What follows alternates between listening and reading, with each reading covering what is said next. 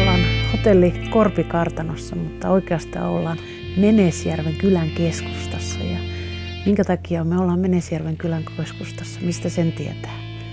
No senhän tietää siitä, että ennen vanhaa oli kirkot ja koulut kylän keskustassa. Ja Menesjärven kylän keskustassa on ollut Menesjärven entinen kyläkoulu.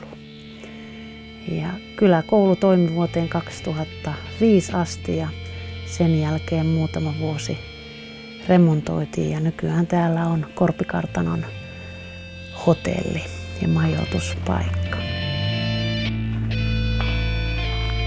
Minä olen etelästä, ihan täysin etelästä ja voiko sanoa, että jopa Kehä kolmosen eteläpuolelta ja alun perin. Ja työn perässä tulin tänne pohjoiseen, mutta nyt olen ollut yrittäjänä 12 vuotta ja Inarin kunta on oikeastaan yrittäjälle ja etenkin matkailuyrittäjälle niin ihan oikeasti todella hyvä kunta. Tässä kylässä ja ympäröivissä kylissä asuu paljonkin tämän koulun käyneitä. Että käytännössä melkein kaikki, jotka asuu Lemmenjoella, on käyneet tätä koulua. Ja se mikä hienoa on, niin tällä hetkellä he on meidän hyviä yhteistyökumppaneita, kenellä on yritystoimintaa, on saamelaiskulttuuriin, poronhoitoon liittyviä ohjelmapalveluita tai muita luontoon liittyviä ohjelmapalveluita, niin heidän kanssa tehdään kovastikin yhteistyötä. Ja siinä on se yksi rikkaus, että me ollaanko niin sanottuja kulttuurin välittäjiä, voisiko sanoa, että paikallisista ja paikallisuudesta se täällä nousee se meidän valtti ja vahvuus. Ja meidän vieraat tulee aika pitkältäkin, eli meiltä tulee ihan Euroopan ulkopuolelta, Aasiasta, Japani, Australia. Tälläkin hetkellä meillä on Australiasta ja Uudesta-Seelannasta vieraita. Ja kotimaiset vieraat tulee sitten tänne ihan puhtaasti, sanotaanko patikoimaan, hiihtämään, nauttimaan luonnosta. Ja ulkomaalaiset vieraat tulee myöskin tekemään aika paljon aktiviteetteja, etenkin talvella. Mutta mielenkiintoista kyllä, että me ollaan Santa Free-kohde.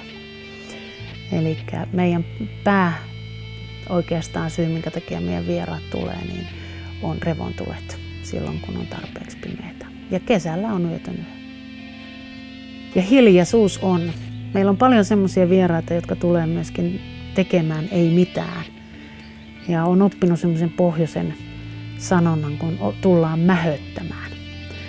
Ja meillä on semmoisiakin vieraita, joilla on niin rankka työ, esimerkiksi Lääkärit ilman rajoja, että he tarvitsee hiljaisen paikan ja tulee ihan lepäämään ja lataamaan.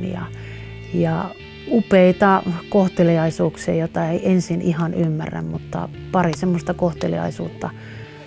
Yksi eteläafrikkalainen nuori nainen talvisaikaa seisoi tuolla Menesjärven keskellä ja oli yksinään siellä pimeässä yöllä. Ja aamulla hän sanoi sitten, että kuule Anne, elämänsä ensimmäistä kertaa hän koki olevansa turvassa ja turvalliseksi olonsa, niin se on aika kova sana.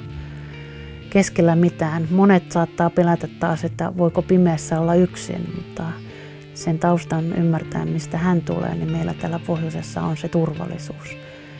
Ja toinen oli taas italialainen herra, joka sanoi, että hän kuuli elämänsä ensimmäisen kerran tuulen, joka täällä meille taas on ihan itsestäänselvyys.